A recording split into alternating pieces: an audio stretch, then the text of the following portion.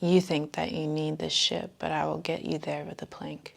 Sometimes the audacity of God blows my mind. I can be so heartbroken, crying out on the floor in heart-wrenching pain, and he seems so stoic, so unfazed by my demeanor, by my pain. I felt the stillness within me say, I see it, but I'm not subject to it. I'm in a place where the Lord has done so much unraveling in my life, so much being stripped away, so much removal. I remember times where I've said, what's left? What could you possibly remove? Because it felt like there wasn't anything left. I felt hollow inside.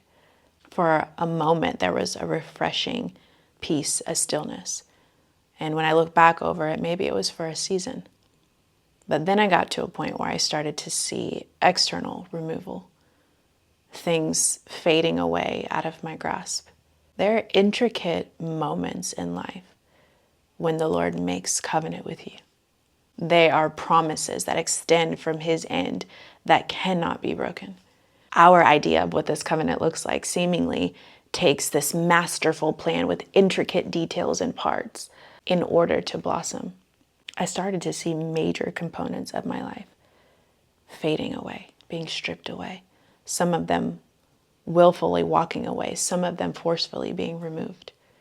I remember thinking, how can the covenant promise possibly happen without this title or without these things or without those or without that person? What do you do when you've seen a lot of the internal removal happen and then things outside of you start to be stripped away too? I kept hearing him say, nothing has changed, nothing has changed, nothing has changed.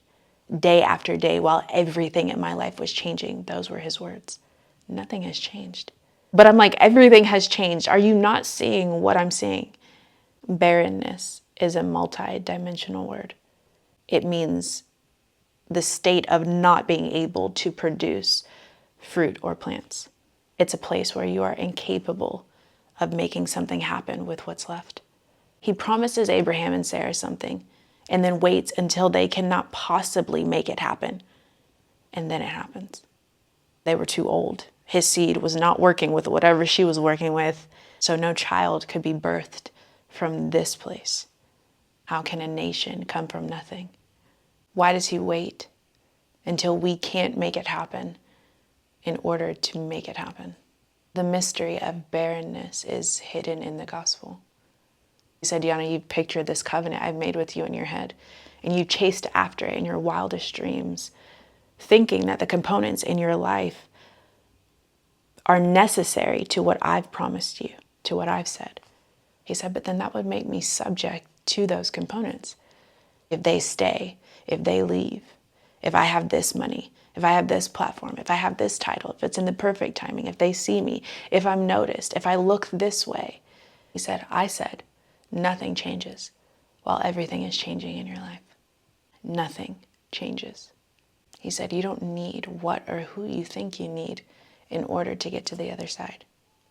His nature reminds me of his authority. My life can be complete chaos in my hands, yet he remains peaceful. I used to think, he doesn't care. He doesn't care that all of this is going on. Otherwise, he would do something. He said, sometimes the peace that you have to hold on to is observation.